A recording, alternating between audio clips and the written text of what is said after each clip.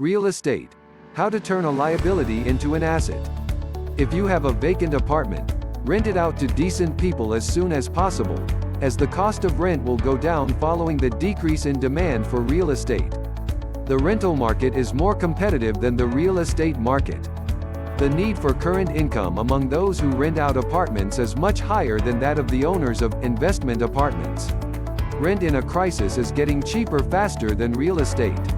Rent out your apartment to decent people for a longer period and try to take payment for months in advance, even if you have to give them a temporary discount for it. In a crisis, no one can foresee their own income level for a sufficiently long time.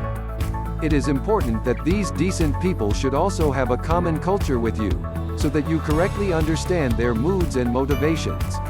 After all, the crisis can affect them, including completely unexpected for themselves. You must understand exactly that they will not deceive you or, at least, will not try to rob you and will not create any danger for you. The potential safety of the tenant for you should be a much more important factor than the amount he declares about his willingness to pay at the time of the agreement with you. Very useful measure is the conclusion of a formal agreement with the tenant. Without it, you will be committing a tax crime.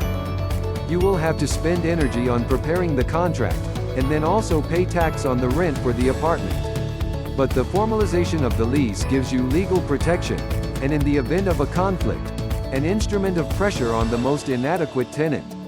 Not to mention the fact that in the case of a verbal agreement, the tenant may at any time begin to threaten to turn over you to the tax police. Real estate companies and many lawyers usually have standard rental agreements.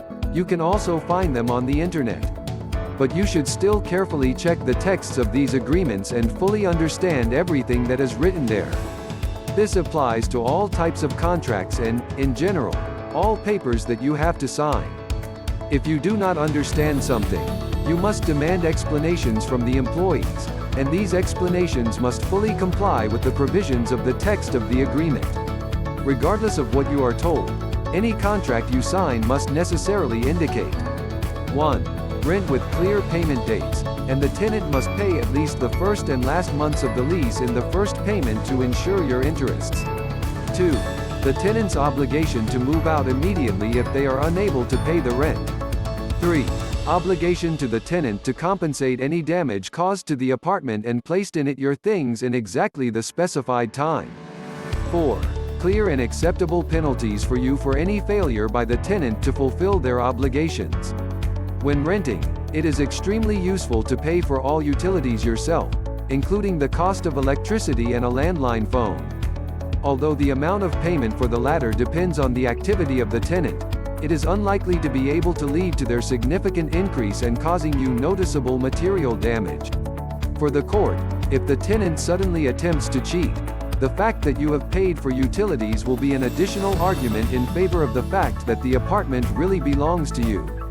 If you manage to get the tenant to pay in advance for a significant amount of time, then problems may arise in this situation. The tenant can get used to living in the apartment, without paying anything for it, and just genuinely forget about the need to make rent. Therefore, about a month before the first regular payment of rent, you should very tactfully and correctly remind you of the need to start regular payments. You can do this in the form of gratitude for payment in advance. You can do it in the form of a direct and honest, but still tactful explanation of your motivation. Like, many conscientious people simply forget that they paid for the period ended, and for them, it may be the beginning of an unpleasant surprise. Many tenants, especially in times of crisis, offer to make repairs or certain improvements in the apartment at the expense of the rent. This is a bad idea for you and should not be accepted. On the one hand, it is impossible to estimate the price and quality of repair work in advance. So, there is a general rule according to which the estimated cost and duration of construction or repair should be calmly multiplied by 2. On the other hand, after the repair work has been carried out, it is very difficult to assess their real cost and quality. Therefore, if the tenant categorically insists on certain improvements in the apartment, and for one reason or another you are interested in it, it is most reasonable to make repairs at your own expense. This is especially true for everything related to security. The installation or replacement of an iron door at the request of the tenant should be done only by you. Many modern locks have so-called assembly keys, which can be used before the first use of master keys. If you have entrusted the replacement of the door, and, accordingly, the lock, to your tenant, he can give you the assembly keys.